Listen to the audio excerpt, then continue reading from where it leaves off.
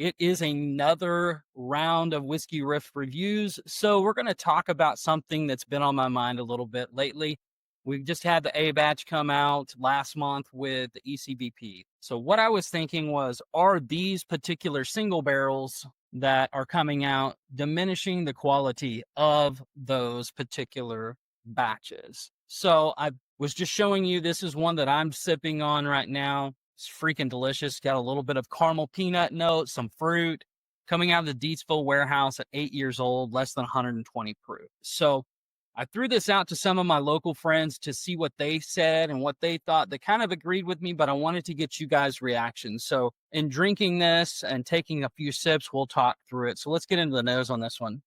But yeah, caramel, honeyed peanuts, like not super peanutty, but just a little bit of fruit along with that. And the palate matches that so forward. It's so caramely. Oh man, that's freaking good.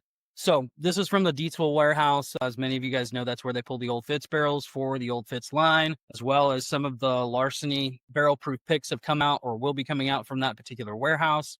So in saying all of that, looking back to the last couple 4 years, how many ever you want to go back to, but for me, it was after basically 119. So after 2019, when they switched to some of the newer bottle shapes and label differences, is when I started to see kind of the decline start. And it happens like in a couple to 3 years. Like for me, the last hitter was C920, B520 and C920.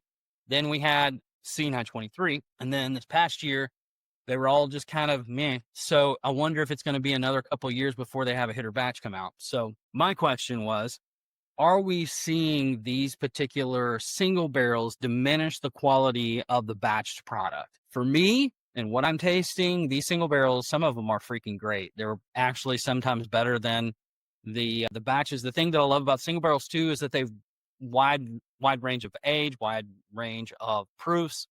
And I know you're getting some of that in a batch product as well, because that's the youngest that whiskey that's going into it. I do see a diminishing quality. Like before, I would always buy every batch, A, B, and C. Got a huge bunch of them behind me, A, B, C batches. And then when the single barrels started coming out, I started buying those. And then I started realizing after about C920 and then going to 21 and 22, kind of a dip off, I would say. They're not great whiskeys. They're good, but they're not great. Nothing that was like punching you, standing out, like outstanding. They're good whiskey, don't get me wrong.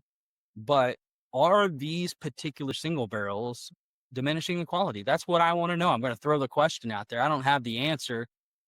In my opinion, only my opinion, I believe that they are. I mean, how can they not be if they're putting out single barrels that taste better than their batches? Now, granted, I know blending is an art, and I know some of these barrels may not work with some of the other ones that they had, so that's why they're releasing them as single barrels. I get that for the profile, but I've also seen a diminishing quality as far as the ECBP batches coming out. So that's what I want to pose to you as I'm drinking this Deatsville pick, which is freaking delicious. Shout out to my buddies, the Bourbon Club of Arkansas, for putting this particular pick together and putting it out. I put a hurting on this with some friends.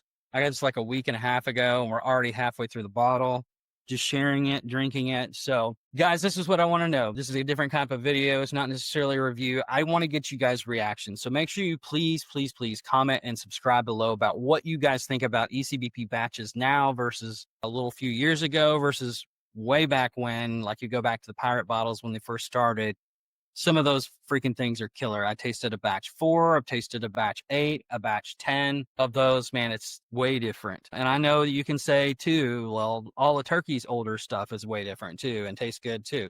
I agree with that. I mean, I understand, but I'm wondering specifically about the single barrels diminishing the quality of their batch products. That's the question. So like, subscribe, hit the comments down below. Let me know what you guys think. What has been your experiences? Let's engage a little bit more, and we'll see you guys right back here next time. Thanks so much for all the support.